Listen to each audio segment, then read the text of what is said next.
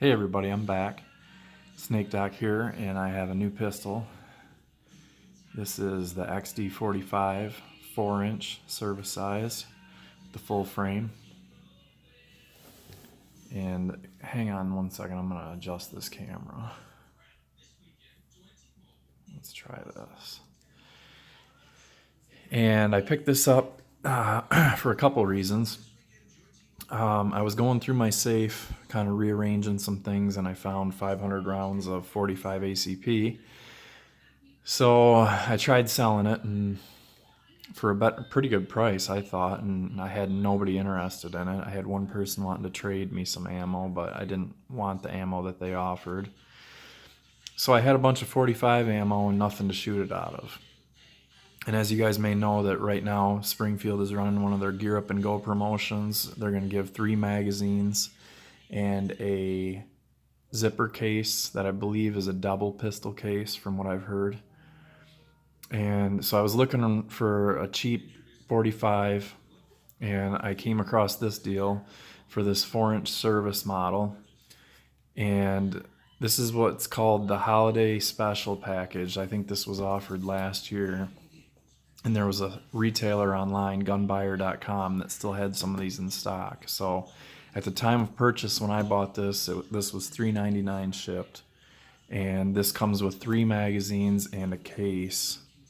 So instead of having the plastic box, it came in this style box here. It has the handle. And then what's in the box is you get this case, which is a double zipper case, and it is lockable, which I would never do. But you can see it's embroidered Springfield Armory. So let's unzip this and I'll show you kind of the way that this was sent. So it has double mag pouch that's velcroed in here, so you could remove that. And then the gun was sitting in here like this, and these are like a buckle system. So and then this is like the best way I can describe it is like the carpet that's in your car's trunk. So there's the 2 mags, 2 13-round mags plus the one in the gun. And there we can see 13 rounds. And then you also get the lock, chamber flag, some gun oil, your extra fiber optic rods for your front sight if you want to change the color, or if you break yours or lose it. The manual, and then this was around the trigger guard. It's just talking about some parts. And then I also just noticed that this has a clear pouch. So that's, you could put something in here, papers or whatever, and then like your, I don't know, business card or CPL or something in there. So let's get to this. This is a 4-inch model. So they call it the service model. They do also make, I think the tactical version has a 5-inch barrel. This is the mod 2, and the new mod 2s that are shipping don't say grip zone on them anymore because everybody griped about it. To me, I could care less. My hand's around it when I'm shooting it, and I think it's ridiculous, but that people want to make such a big deal out of that. Yeah, it's corny, but whatever. And I didn't think that I would ever own a Springfield, just because I always kind of, grip safety and all the other things. There's just a lot of people that hate on these, and I had only shot the older style original XD. I shot a 9mm version once, and it was decent. But what I like about what they've done on the mod 2s is they've done a lot of the things that I do to my Glocks that I own. They do the trigger guard is undercut, so you can get a really nice high grip there. It's a nice thin trigger guard. They've raised the radius right here so that you do get a higher grip on this so that the bore axis rides lower to the hand. It's not a huge difference, but it is noticeable when you put a original gen up to it. Plus this comes with the fiber optic front and the solid steel rear, which I probably will black out these rear dots, but I just love a fiber optic front, which I run on my Glock 17 and my P226, and several of my other guns have that. So all this stuff that it came with from the factory, and then the fact that I'm going to have another case coming that I can flip one of these. I'll sell it on eBay, and then I'm going to have 6 mags for this. So I'll have, I'll be able to load almost 100 rounds before I even go to the range. I'll have those in the magazines, and that's just perfect.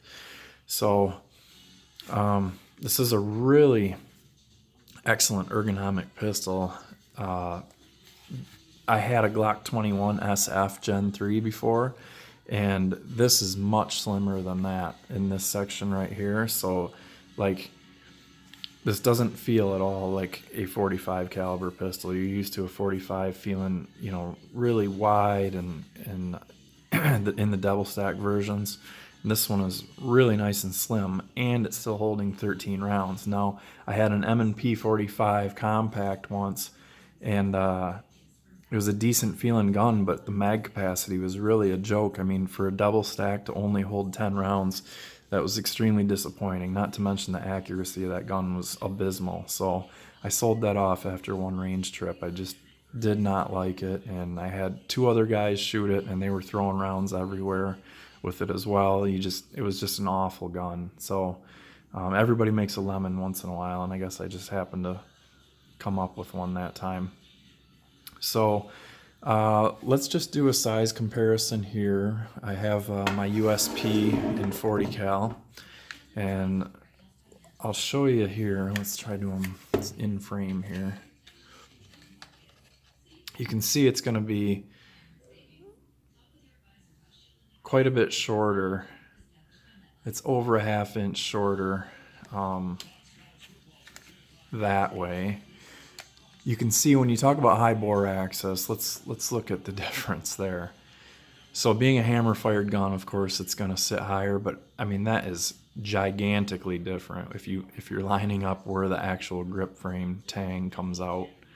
So, if you put the sights top to top, I mean, look at how much of a difference there is in where you're gripping it. So much higher bore access on this. And then when we do, let's line up the sights, and you can see that this XD is going to be just about a 1/4 inch longer and a 13 round mag capacity in both of these. So yep, this one is my 13 round mag. So you can see 13 rounds of 40 caliber, 40 Smith & Wesson, 13 rounds of 45, shorter grip frame, higher bore access, striker fired versus hammer fired. And let's go ahead and throw a weight here. I think I'm going to tilt the camera for this. So let's see here. We're on ounces.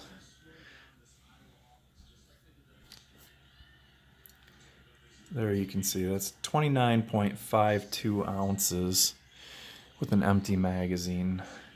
And we'll put the HK on there. And the HK is coming in at 29.21 ounces. So they're basically the exact same weight. A caliber difference, a hammer fired versus a striker fired, but I just kind of wanted to show something that I had that was in a larger bore than a 9mm, and just kind of show you what you're able to get. So let's do a couple measurements here.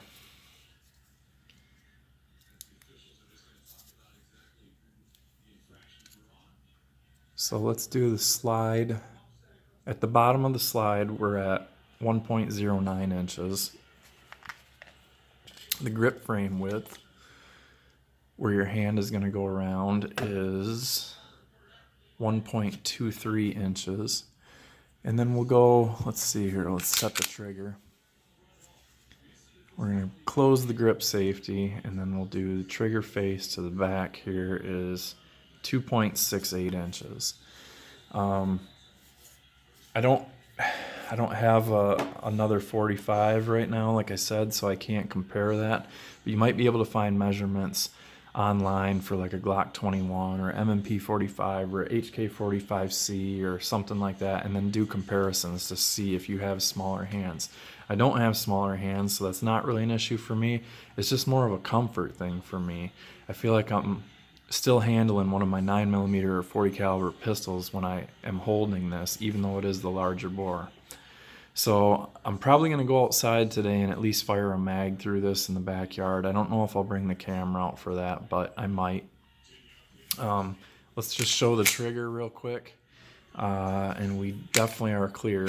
There's the emptied bore right there, and obviously you've already seen empty mag. So let's show it. The trigger, when I first got out of the box, was just awful, but I dry fired this about 200 times, and this is way better. So here's your take up. There's the wall. There's an awesome break, and the reset is long, so it's way out there. But then you can, there's a little bit more take up when it comes back off the reset, and then you can just hold it right at that wall. Give it that little press, and it's a great break. As you guys probably know, there is a striker indicator there, which is silver, so it's just the back of the striker itself, and a loaded chamber indicator here, which if you had a round in there, that would tilt and then it would come up. So it would sit high above the slide like that, and you'd be able to just do that without doing a press check from the front. The one thing I want to say about this that's absolutely incredible, the inside, which I'm not going to be able to, there you can kind of see, the inside polymer of this frame inside this mag well is the highest polished polymer I've ever seen in my life. It is like a brand new painted car inside of there. It's incredible. So these mags, when you hit this ejection or your mag release button, they come flying out of there, because this is like it feels like it's coated in baby oil. It's so slick. It's unbelievable. Really nice job doing that. What is it, HS product that makes these for Springfield? So amazing attention to detail on that. Let's do a quick takedown on it, and then I'm gonna wrap up the video because it's starting to get kind of long on there. So you're gonna lock the slide open. You're gonna flip your takedown lever into the up position. You're gonna bring the slide back to here. Make sure your slide is in battery. Press the trigger, and then you pull your upper off. So the rear rails are polymer on this, which is not a big deal. Your front rails are part of the locking block system, and they're extremely beefy and very long, much longer than you'll find on some other competitor guns. And then you can see, when we look right in this section right here, I'll press the grip safety, and you'll see how that pivots out of the way, which allows, when the trigger is pulled, the sear will go down. So you can watch the sear going up and down right there, and that edge right there catches on striker face right here, which does the striker would be held right here, and then when it slips off, it'll let that come forward. The striker block. Watch this arm right here. When that arm right there pivots up, that depresses the striker block, and then you can see the sear right there dropping down. Let's get a nice side view. So when all that happens, up and down, you will see that allows the firing pin to come forward and strike the primer of the round of ammunition. So nice polished job on the pickup bar. I have not cleaned this or anything. This is completely out of the box, and a nice steel dual captured recoil spring assembly. So extremely impressed by the build quality. I guess I don't understand why so many people talk crap about them, because this is extremely well done. There's no flex in the polymer at all. So we're gonna bring it back. We're gonna lock the slide back, flip that takedown lever, send it home, and it's back. You can see the striker will be there. We'll press that. No magazine disconnect. I had no mag in there to make that fire. So really cool gun. You guys should check it out. Hopefully it shoots as good as it looks, and I'll let you guys know. Thanks for watching. Shoot safe.